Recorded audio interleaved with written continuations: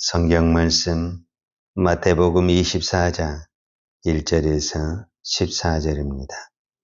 예수께서 성전에서 나와서 가실 때에 제자들이 성전 건물들을 가리켜 보이려고 나오니 대답하여 이르시되 내가 이 모든 것을 보지 못하느냐?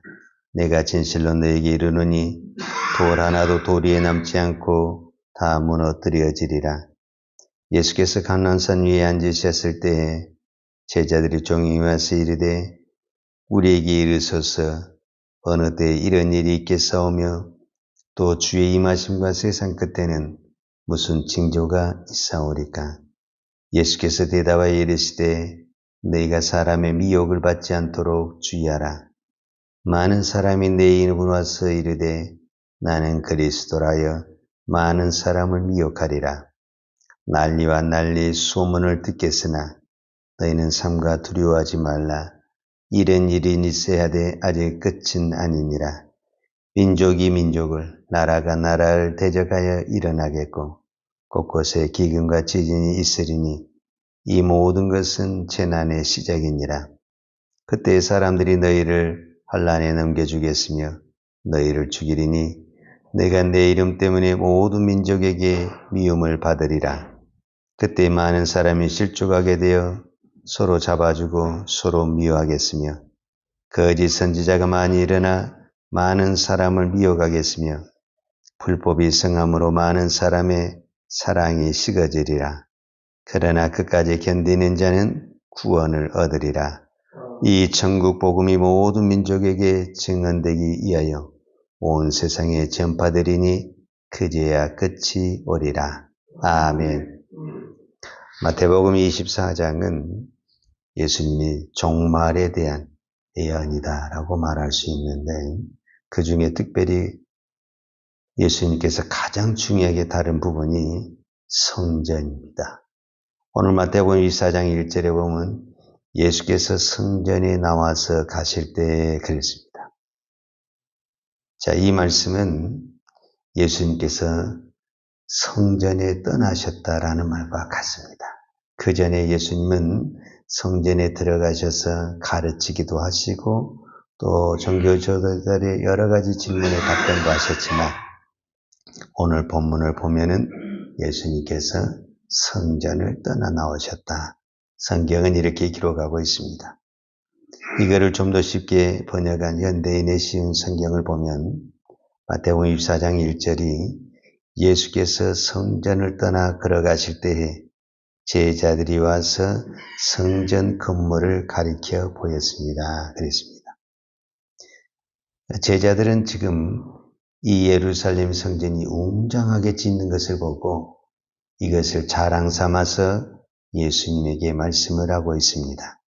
그런데 예수님은 그 웅장한 성전을 보면서 불길한 예언을 합니다.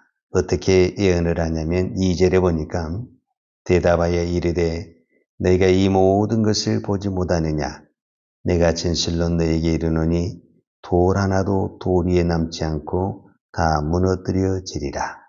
이것이 예수님이 성전에 대한 예언입니다. 여러분, 실제적으로 건물이 파괴될 때, 쉽게 말하자면 지진이 일어나서 파괴돼도 돌 하나에 돌이 하나도 없을 정도로 파괴되지는 않습니다. 그런데 예수님은 이 예루살렘 성전이 얼마나 심하게 무너지냐면 돌 하나 위에 돌 하나 없을 정도로 파괴된다라고 말씀하십니다. 그만큼 이 예루살렘 성전이 파괴된 것이 심하게 되는 것을 말씀하고 있습니다. 이 말을 들은 제자들이 충격이 됩니다. 이렇게 웅장한 성전이 어떻게 그렇게 멸망할 수가 있을까? 그래서 제자들이 예수님에게 조용히 질문을 합니다. 그게 3절입니다. 예수께서 감람산 위에 앉으셨을 때에 제자들이 종이 와서 이르되 우리에게 이르소서 어느 때 이런 일이 있겠사오며 또 주의 임하심과 세상 끝에는 무슨 징조가 있사오리까? 먼저 우리가 한번 살펴볼 수 있는 것은 바로 이 부분입니다. 마태복음에서는 오늘 본문에서는 그냥 성전이 이렇게 멸망한다 이렇게 되어 있는데 요한복음 2장에 보면 이것이 좀 더 구체적으로 설명이 되어 있습니다. 요한복음 2장은 우리가 잘 아는 대로 첫 번째 사건이 예수님이 물로 포도 주는 사건이고 그 다음에 예수님이 예루살렘의 성전에 올라가서 성전에서 소와 양과 매매하는 사람들과 비둘기 파는 사람들 다 내어쫓고 예수님이 하신 말씀이 있습니다. 뭐라고 말하냐면 이 성전을 헐라. 내가 3일 만에 다시 세우리라.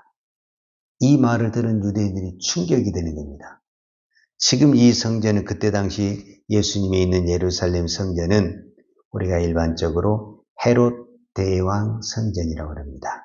왜냐하면 헤롯 대왕이 이 예루살렘 성전을 짓고 있기 때문에 그렇습니다. 근데 예수님이 당시 지금 완공이 안 되어 있어요. 지은 지가 벌써 몇 년이 됐냐면 성경에 분명히 그것을 기록하고 있습니다. 지은 지가 46년이 되었다.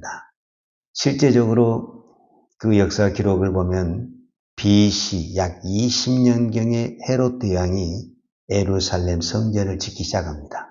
그러니까 예수님 당시에가 AD 30년으로 봤을 때 약 50년, 46년에서 50년 이 말이 맞습니다. 그리고 실제적으로 이 성전이 언제 완공이 되냐면 AD 64년경에 예루살렘 성전이 완공이 됩니다. 그리고 얼마 안 있어서 AD 70년경에 로마에 의해서 이 성전은 무차별하게 파괴되고 무너지게 되는 것을 볼 수가 있습니다. 그러니까 예수님이 예언의 말씀대로 그대로 이루어지셨다라고 말할 수 있습니다. 그런데 우리가 한 가지 기억할 것은 왜 이 성전이 무너졌냐? 겉으로 보는 역사적인 상권은 로마의 침략에 의해서 우리는 이 성전이 무너졌다라고 말할 수 있습니다. 그러나 우리가 영적으로 더 깊은 의미를 살펴보면 예수님께서 이 성전을 떠나가셨다. 예수님이 성전을 떠나가면 성전은 망하는 것입니다. 지금도 마찬가지입니다.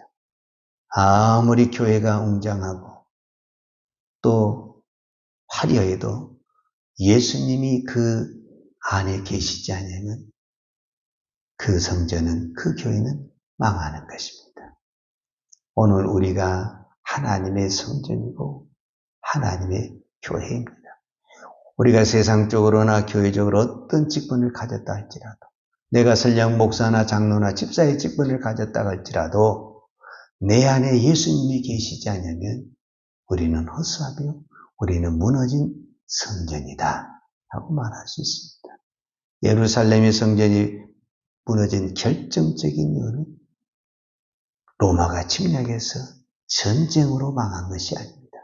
겉으로 보기에는 그런 것 같지만 이미 예수님이 예언을 하고 예수님이 이 성전을 떠나셨다라고 성경이 기록하고 있습니다. 자, 그때 예수님이 대답을 합니다. 마태복음 24장 4절에 예수께서 대답하여 이르시되 너희가 사람의 미혹을 받지 않도록 주의하라. 이 마지막 때에 어떤 징조가 있겠습니까? 라고 제자들이 물을 때 예수님의 첫 번째 답변, 가장 중요한 사건이 미혹을 받지 않도록 주의하라. 마지막 시대에 가장 위험한 것이 미혹입니다. 미혹의 영이 한번 걸려버리면 그 어떤 사람도 신앙이 무차별하게 무너지게 된 것을 볼 수가 있습니다. 그 미혹의 영이라는 것이 뭐냐면은 5절에 보니까 많은 사람이 내 이름으로 와서 이르되 나는 그리스도하여 많은 사람을 미혹하리라. 지금 사회적으로 국민일보 신문에도 나왔던데 지금 이 땅에도 내가 교주다, 내가 신이다 이런 것들이 지금 얼마나 많은지 모릅니다. 거기에 수많은 사람들이 피해가 나타나고 있습니다. 이게 다 미혹의 영에 걸리는 이 성경 예언의 이루어짐이다라고 볼 수가 있습니다. 그런데 이 모든 재난과 이 미혹의 영이 나타나는데 주님은 이렇게 말을 합니다. 8절이 중요합니다. 이 모든 것은 재난의 시작이다. 즉 재난의 끝이 아니라 이제부터 시작이다 라는 말입니다. 근데 이 재난의 시작이다 라는 말이 우리 한글 성경에서는 재난의 시작이라고 했는데 이게 좀 더 성경적인 번역은 어떤 번역이냐면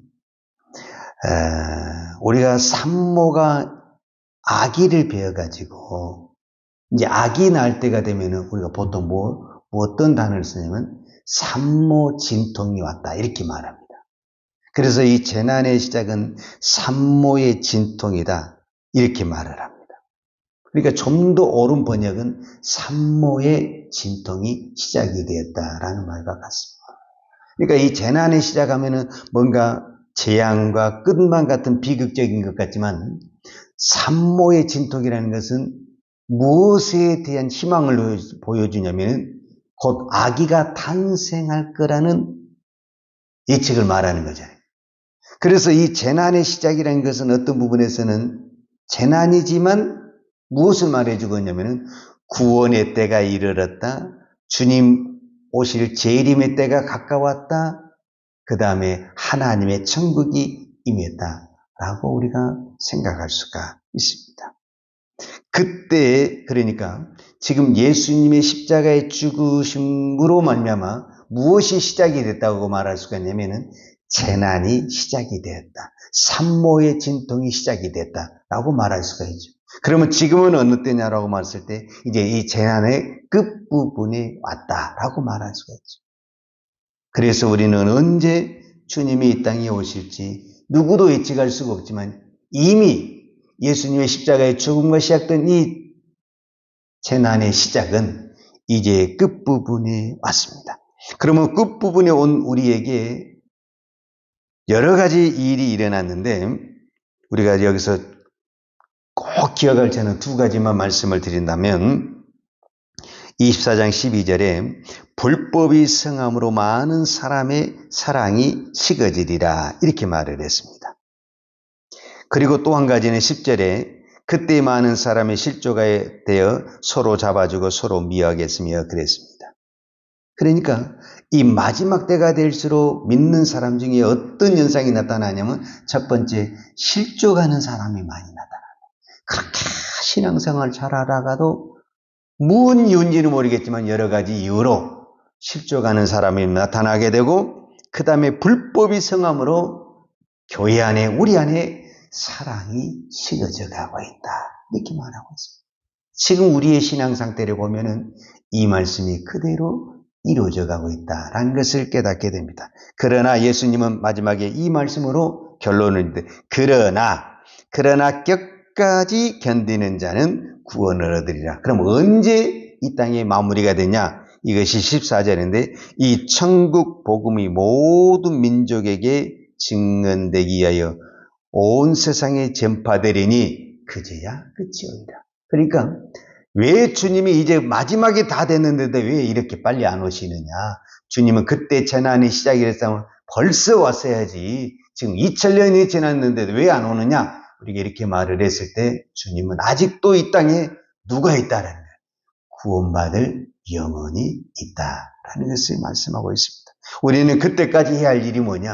끝까지 견디고 불법이 성한 이때의 끝까지 우리가 사랑하고 사랑이 식어져가고 기도가 식어져가고 예배가 식어져가는 이때에 우리는 끝까지 내 자리를 지키며 기도하고 예배하며 주님 오실 날을 기다리는 것입니다. 이것이 오늘 저와 여러분에게 주신 이 메시지입니다. 오늘은 여러분도 잘 알다시피 주일입니다. 정말 이 주일이 내가 사모하는 주일인가?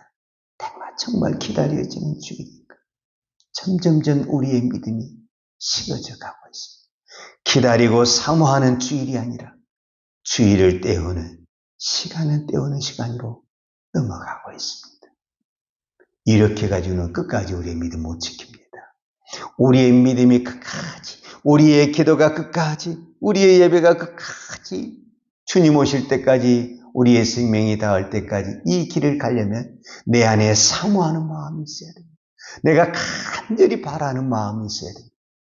그때 우리의 예배는 시들지 아니하고 불법이 성한 시대에도 끝까지 사랑할 수 있고 기도할 수 있고 예배할 수 있는 우리의 신앙이 될 줄로 믿습니다. 기도하겠습니다.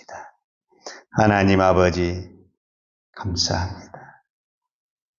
마지막 때가 되면 미워가는 영이 많고 많은 사람이 실족하는 사람이 많다고 했는데 이럴 때일수록 저희들이 믿음에 굳게 서고 영적인 분별력을 가지고 믿음의 길을 끝까지 걸어갈 수 있는 은혜를 베풀어 주옵소서.